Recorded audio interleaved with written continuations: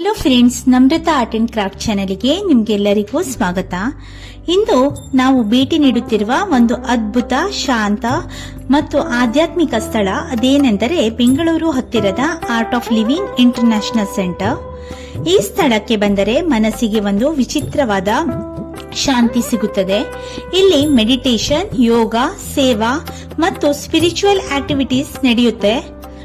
ಇವತ್ತಿನ ವಿಡಿಯೋದಲ್ಲಿ ಈ ಸಂಸ್ಥೆಯನ್ನು ಯಾರು ಆರಂಭಿಸಿದ್ರು, ಇಲ್ಲಿ ಏನು ಇದೆ, ಧ್ಯಾನ ಹೇಗೆ ಮಾಡ್ತಾರೆ, ಇಲ್ಲಿ ಊಟದ ವ್ಯವಸ್ಥೆ ಹೇಗಿದೆ ಮತ್ತು ನನ್ನ ಅನುಭವವನ್ನ ಇಲ್ಲಿ ಹಂಚ್ಕೋತಾ ಇದ್ದೀನಿ.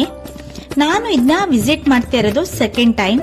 ಈ ಸಂಸ್ಥೆಯನ್ನ ಸ್ಥಾಪಿಸಿದವರು ಶ್ರೀ ರವಿಶಂಕರ್ ಗುರೂಜಿ ಅವರು ಒಂದು ವಿಶ್ವ ಪ್ರಸಿದ್ಧ ಆಧ್ಯಾತ್ಮಿಕ ಗುರು. ಇವರು 1981ರಲ್ಲಿ ಅವರು ಆರ್ಟ್ ಆಫ್ ಲಿವಿಂಗ್ ಫೌಂಡೇಶನ್ ಅನ್ನ ಪ್ರಾರಂಭಿಸಿದ್ರು. ಅವರ ಮುಖ್ಯ ಉದ್ದೇಶ ಒತ್ತಡವಿಲ್ಲದ ಜೀವನ, ಹಿಂಸೆ ರಹಿತ ಸಮಾಜ. ಅವರು ಸುದರ್ಶನ ಕ್ರಿಯಾ ಎಂಬ ಬ್ರೀತಿಂಗ್ ಟೆಕ್ನಿಕ್ ಅನ್ನು ಜನರಿಗೆ ಪರಿಚಯಿಸಿದ್ರು. ಇದು ಸುಮಾರು ಬೆಳಗ್ಗೆ 6 ಗಂಟೆಯಿಂದ 10 ಗಂಟೆಯವರೆಗೆ ಆರ್ಟ್ ಆಫ್ ಲಿವಿಂಗ್ ಫೌಂಡೇಶನ್ 150ಕ್ಕೂ ಹೆಚ್ಚು ದೇಶಗಳಲ್ಲಿ ಇದೆ. ಕೋಟಿ ಜನರಿಗೆ ಧ್ಯಾನ ಮತ್ತು ಯೋಗವನ್ನ ಕಲಿಸ್ತಾ ಇದೆ. UN ಜೊತೆ ಸಹ ಕೆಲಸವನ್ನ ಮಾಡ್ತಾ ಇದೆ. ಇದು ಒಂದು NGO ಆಗಿದ್ದು ಸಮಾಜ ಸೇವೆಯಲ್ಲೂ ಪ್ರಮುಖ ಪಾತ್ರವನ್ನ ವಹಿಸ್ತಾ ಇದೆ. ಇನ್ನು ಈ ಇಂಟರ್ನ್ಯಾಷನಲ್ ಸೆಂಟರ್ ಇರೋದು ಬೆಂಗಳೂರಿನ ಕನಕಪುರ ರೋಡ್ನ ಹತ್ತಿರ. ಇಲ್ಲಿ ನಾವು ಏನೇನ್ ನೋಡಬಹುದು ಅಂದ್ರೆ ಹಸಿರು ಪರಿಸರ, ಹೂವಿನ ತೋಟಗಳು, ಶಾಂತಿಯನ್ನು ನೀಡುವಂತಹ ಶಾಂತವಾದ ವಾತಾವರಣ, ನಗರದ ಗದ್ದಲದಿಂದ ದೂರ ಹಾಗೂ ಮನಸ್ಸಿಗೆ ವಿಶ್ರಾಂತಿ ನೀಡುವ ಸ್ಥಳ ಇದಾಗಿದೆ. ಇಲ್ಲಿ ಪ್ರಮುಖ ಆಕರ್ಷಣೆ ಎಂದರೆ ವಿಶಾಲಾಕ್ಷಿ ಮಂಟಪ. ಇದು ಒಂದು ದೊಡ್ಡ ಧ್ಯಾನ ಮಂದಿರ, ತುಂಬಾ ಸುಂದರವಾದ ನಿರ್ಮಾಣ. ಇಲ್ಲಿ ಸಾವಿರಾರು ಜನರು ಕೂತು ಧ್ಯಾನವನ್ನ ಮಾಡ್ತಾರೆ. ಇದನ್ನ ನೋಡಿದ್ರೆ ದೇವಸ್ಥಾನ ಅಥವಾ ಪ್ಯಾಲೇಸ್ ಫೀಲ್ ಬರುತ್ತೆ. ಇನ್ನು ಇಲ್ಲಿ ಯಾವ್ಯಾವ ಆಕ್ಟಿವಿಟಿ ನಡೆಯುತ್ತೆ ಅಂದ್ರೆ, ಇಲ್ಲಿ ನಡೆಯುವ ಪ್ರಮುಖ ಚಟುವಟಿಕೆಗಳಂದ್ರೆ ಮೊದಲಿಗೆ ಮೆಡಿಟೇಷನ್. ಇದು ನಮ್ಮ ಮನಸ್ಸಿಗೆ ಶಾಂತಿಯನ್ನ ನೀಡುತ್ತೆ. ಸುದರ್ಶನ ಕ್ರಿಯಾ, ಇದು ಉಸಿರಾಟದ ತಂತ್ರ. ಇದರಿಂದ ಮನಸ್ಸಿಗೆ ಶಾಂತಿ ಮತ್ತು ನೆಮ್ಮದಿ ದೊರಕುತ್ತೆ.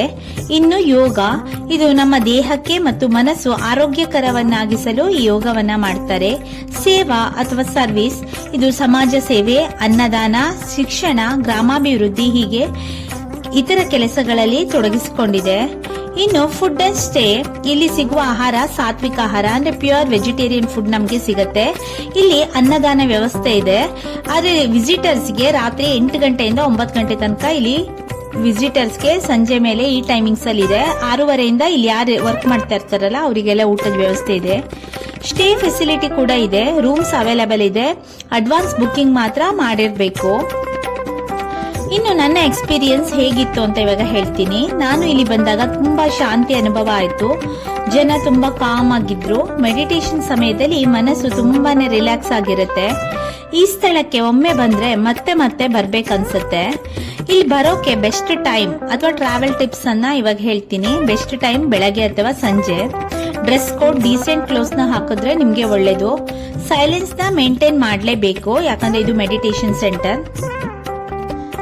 Art of living international centre ಒಂದು ಸ್ಪಿರಿಚುವಲ್ ಹೆವನ್ ಅಂತಾನೆ ಹೇಳ್ಬೋದು. ನೀವು ಸ್ಟ್ರೆಸ್ ಆಗಿದ್ರೆ, ಲೈಫ್ ನಲ್ಲಿ ಪೀಸ್ ಬೇಕಂದ್ರೆ ಒಮ್ಮೆ ಈ ಸ್ಥಳಕ್ಕೆ ಭೇಟಿ ನೀಡಿ. ಈ ವಿಡಿಯೋ ಏನಾದ್ರೂ ನಿಮ್ಗೆ ಇಷ್ಟ ಆದ್ರೆ ಪ್ಲೀಸ್ ಲೈಕ್ ಮಾಡಿ, ಶೇರ್ ಮಾಡಿ, ಹಾಗೆ ಸಬ್ಸ್ಕ್ರೈಬ್ ಮಾಡೋದನ್ನ ದಯವಿಟ್ಟು ಮರಿಬೇಡಿ. ನೀವು ಬೆಂಗಳೂರಿನಲ್ಲಿ ಇದ್ದು ತುಂಬಾ ಮನಸ್ಸಿಗೆ ಸ್ಟ್ರೆಸ್ ಆಗ್ತಿದ್ರೆ, ವೀಕೆಂಡ್ ಅಲ್ಲಿ ಎಲ್ಲಿಗೆ ಹೋಗೋದು ಅಂತ ಇದ್ರೆ ಕನಕಪುರ ರೋಡ್ ಅಲ್ಲಿ ಇರುವಂತಹ ಈ art of living international meditation centre ಗೆ ಬರೋದನ್ನ ಮರಿಬೇಡಿ. ಹಾಗೆ ಇಲ್ಲೇ ಹತ್ತಿರದಲ್ಲಿ ಪಿರಾಮಿಡ್ ವ್ಯಾಲಿ ಕೂಡ ನೀವು ನೋಡಬಹುದು. ಬಟರ್ಫ್ಲೈ ಪಾರ್ಕ್ ಅನ್ನ ನೋಡಬಹುದು.